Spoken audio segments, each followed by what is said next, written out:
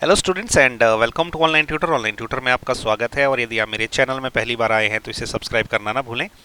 आज हम लोग शुरू कर रहे हैं एक्सरसाइज 7.3 का क्वेश्चन नंबर 2। और क्वेश्चन नंबर 2 में इन्होंने बोला है कि AD is an altitude of an isosceles triangle ABC in which AB is equal to AC। तो इन्होंने डायग्राम ड्रॉ नहीं कर रखा है, हम डायग्राम बना लेते हैं। मैं थोड़ा सा डायग्राम आपको बताता हूँ। ये एक डायग्राम है, ओके।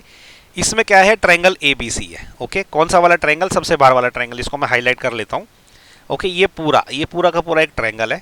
ये एक आइसोसेलेस ट्रायंगल है, ठीक है। इन्होंने बोल रखा है कि एक आइसोसेलेस ट्रायंगल है ABC, ओके। तो हमने एक आइसोसेलेस ट्रायंगल ABC बना दिया। उसमें क्या है, AB इक्वल टू AC है। तो ये जो लाइन AB है, ये इस लाइन AC के बराबर है।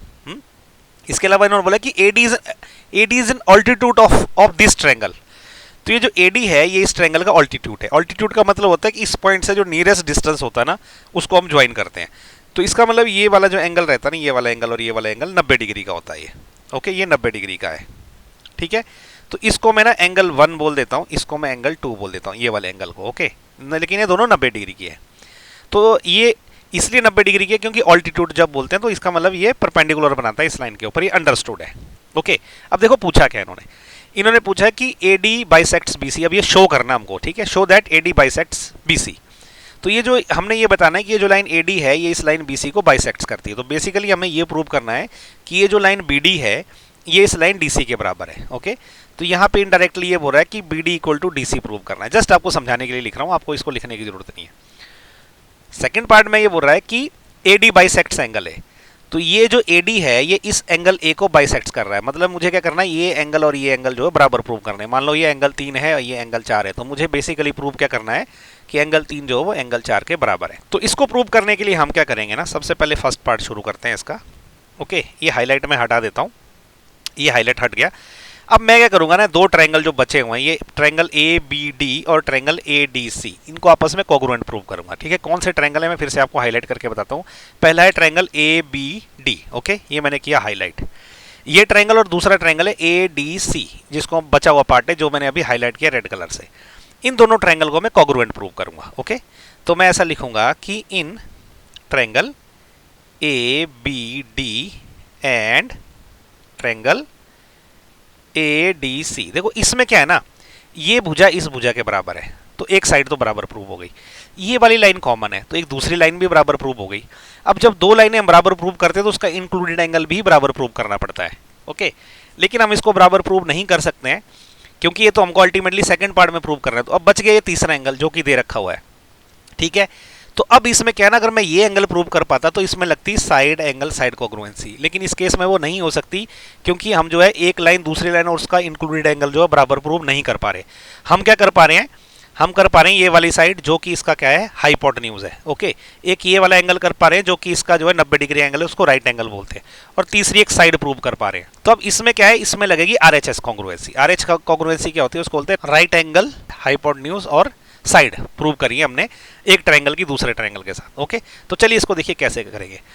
सबसे पहले जो हम राइट एंगल जो है प्रूव करेंगे दोनों ट्रायंगल की। दोनों ट्रायंगल में एक 90 डिग्री का एंगल है जो कि बराबर है, ओके। तो वो कौन सा है, वो एंगल 1 और एंगल 2 है। तो हम ऐसा लिखेंगे कि in triangle ABD and triangle ADC, angle 1 this is equal to angle 2, bracket में लिखेंगे both are 90 degree, okay, both are 90 degree, ठीक है। ये क्या, ये गिवन है।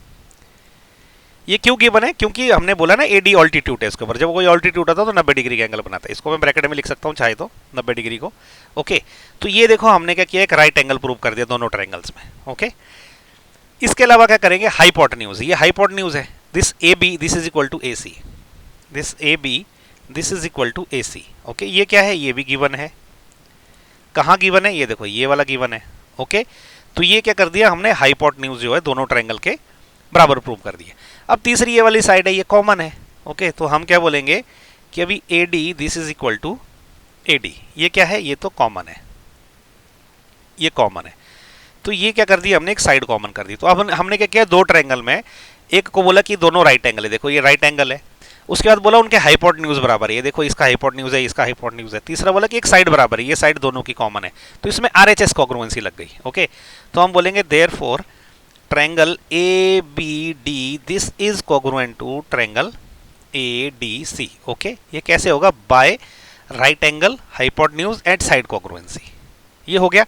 अब आप बोलोगे यार ट्रायंगल कोंग्रुएंट प्रूव करके हमें फायदा क्या हो। अब हम ये AD इक्वल टू ये जो AD बाइसेक्ट्स BC बोल सकते हैं, क्योंकि अब हम आराम से बोल सकते हैं कि by CPCT this BD is equal to DC। देखो 90 डिग्री के एंगल के साइड वाली, देखो ये भुजा ऑलरेडी बराबर है, तो बची ये भुजा, तो ये कॉरेस्पॉन्डिंग पार्ट हुआ ना, ठीक है, इन दोनों ट्रायंगल का। तो इसका मतलब क्या होगा कि therefore this BD this will be equal to DC, ठीक है। ये कैसे होगा जी, ये होगा बाय CPCT, ओके। तो बस इसका मतलब हम क्या लिख सकते हैं कि विच इम्प्लाइज, क्या लिख सकते हैं हम कि AD bisects BC, which implies AD bisects BC। क्यों? क्योंकि जब BD इक्वल टू DC हो गया, मतलब D इसका मिड पॉइंट है, तो ये AD है इस BC को बाइसेक्ट करती है, ठीक है। तो ये हो गया आंसर नंबर 1, ओके। ऐसे सेकंड आंसर भी प्रूव करना इजी है। देखो सेकंड आंसर में क्या करने वाले हैं हम लोग, हमने ऑलरेडी ये ट्रायंगल जो है कोंग्रुएंट प्रूव कर दिए है ना, ये दोनों, ठीक है। तो हम ऐसा लिखेंगे कि triangle ABD is congruent to triangle ADC, ठीक है। अच्छा ऐसा क्यों है, ब्रैकेट में हम लिखेंगे भी प्रूव्ड अबव, ठीक है, ऊपर प्रूव कर दिया ना हमने इसको, ठीक है। तो इसका मतलब क्या हो गया, ये जो एंगल 3 और एंगल 4 ये कॉरेस्पॉन्डिंग पार्ट है। देखो ये भुजा इस भुजा के बराबर है, ये दोनों भुजा कॉमन है, तो इन दोनों के बीच का एंगल कॉरेस्पॉन्डिंग एंगल हुआ ना, ठीक है। तो इसका मतलब एंगल 3 जो है वो एंगल 4 के बराबर है, तो हम बोलेंगे angle 3 is equal to angle 4, ठीक है। ये क्या होगा, ये होगा बाय CPCT, ओके। अब देखो ये एंगल का जो एंगल A है पूरा का पूरा, ये पूरा का पूरा angle, okay, this is angle A। अब इसका एक इस तरफ का पार्ट है एंगल 3, उस तरफ का पार्ट है एंगल 4, हमने दोनों को बराबर प्रूव कर दिया। इसका मतलब ये जो लाइन है ना, ये इस एंगल A को दो बराबर भागों में डिवाइड कर रही है, ठीक है। तो हम अब ऐसा लिख सकते हैं कि AD बाइसेक्ट्स एंगल A, इसका मतलब ये हुआ। तो हम आंसर में क्या लिखेंगे, which implies AD bisects angle A, okay. तो ये आंसर हो गया इसका सेकंड पार्ट का। बस सिर्फ इसमें ध्यान देने वाली बात यह है कि इसमें साइड एंगल साइड कॉन्ग्रुएंसी ना लग के right hand side hypotenuse, right angle hypotenuse और साइड कॉन्ग्रुएंसी लगेगी, मतलब इसमें RHS कॉन्ग्रुएंसी लगेगी, बस आपने ये ध्यान रखना है, ओके। और इसी के साथ ये क्वेश्चन नंबर 2 खत्म। अगर आपको मेरे वीडियो पसंद आ रहे हैं तो उसको लाइक शेयर और सब्सक्राइब ज़रूर करें, ओके। और मेरे चैनल में कमेंट करके मुझे बताएं कि ये वीडियो कैसे हैं, अच्छे हैं तो भी कमेंट करें, बुरे हैं तो भी कमेंट करें, और कुछ फीडबैक देनी है इंप्रूवमेंट के लिए तो भी कमेंट करें। So thank you so much for watching my video, thank you.